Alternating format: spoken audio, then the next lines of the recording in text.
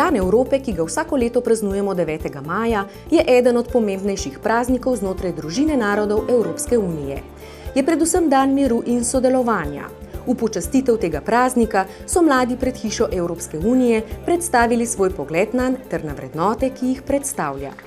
Mir je res ena taka reč, kar si vsak zasluži in na tem svetu jo po mojem nikoli ne bo, ampak je res ena taka res zelo pomembna stvar. Zdaj je super, da imamo mir, ker glede na primerjavo v drugih državah, kjer so vojne, jaz si recimo ne bi upala živeti tam pa svoboden hoditi po mestih. Tukaj pa to lahko in zato je treba še bolj uživati.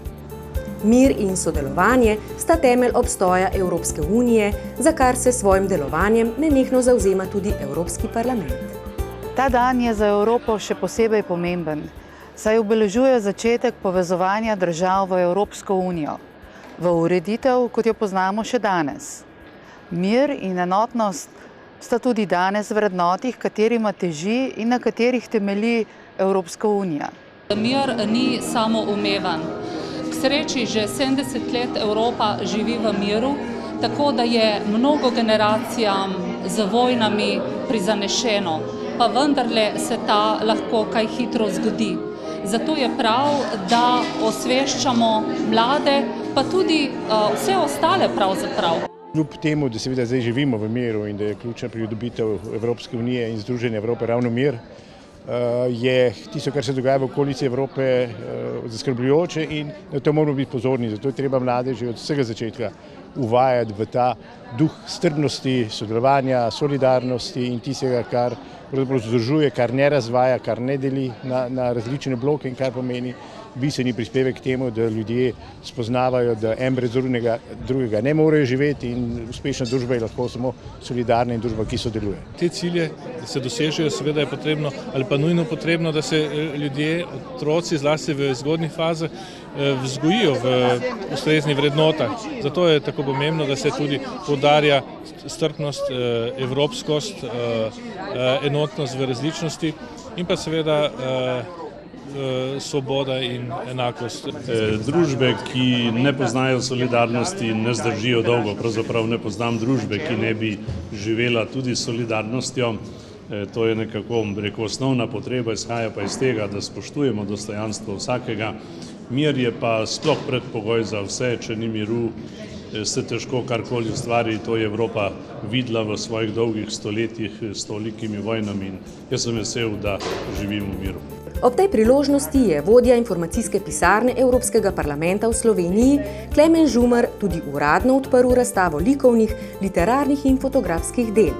Obenem so evropski poslanci izročili priznanja najuspešnejšim učencem slovenskih osnovnih šol, ki so svojimi izdelki v okviru natečaja z naslovom Združeni v miru najuspešneje predstavili pomen miru in enotnosti v Evropi.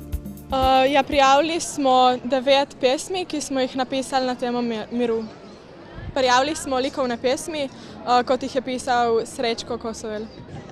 Z mojo skupino smo poslali na ta projekt slike iz pokopališča, kjer so pokopani padli vojaki Soške fronte.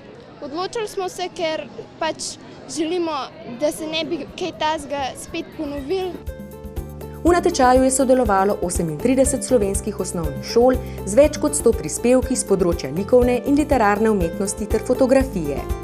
Dela so ocenili evropski poslanci in poslanke iz Slovenije ter strokovna žirija, ki so jo sestavljali Dušica Konaver, urednica in zbirateljica etnološke dediščine, oblikovalka Tina Žen in poklicni fotograf Bor Dobrin.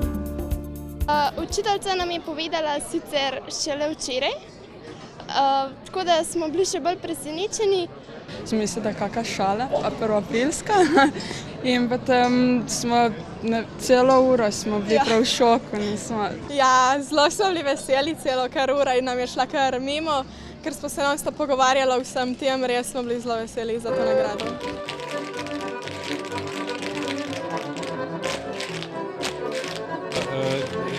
Imajo izvirne ideje, zlasti tam, kjer dobro delujejo učitelji in mentorji, ki jih lahko z določenimi izhodišči seveda tudi usmerijo pri njihovem delu. Veliko mladostne energije veliko pozitivne energije, nekih novih misli, ki jih imajo mladi. Nekako veje iz vsega, da se mladi zavedajo, da je mir, da je solidarnost, da je pomoč tista pomembna kategorija, da pravzaprav človek nikoli ne sme ostati sam. In da mnogi ljudje, ki se znajdejo v stiski, potrebujejo pomoč. Mladi so oziroma ste naša prihodnost in zelo sem vesela, da sem lahko z vami danes praznovala ta dan. Jaz imam lastne izkušnje z mladimi, da zelo zaživijo s to idejo in tudi hitro ugotovijo, kaj je mir pa kaj ni. In mislim, da so hvaležni, če se takole, bi rekel, mirovno ukvarjamo z njim. Pravim, da bi bilo dobro, da bi imeli čim več takih prireditev in Evropski hiši v Ljubljani čestitam za to.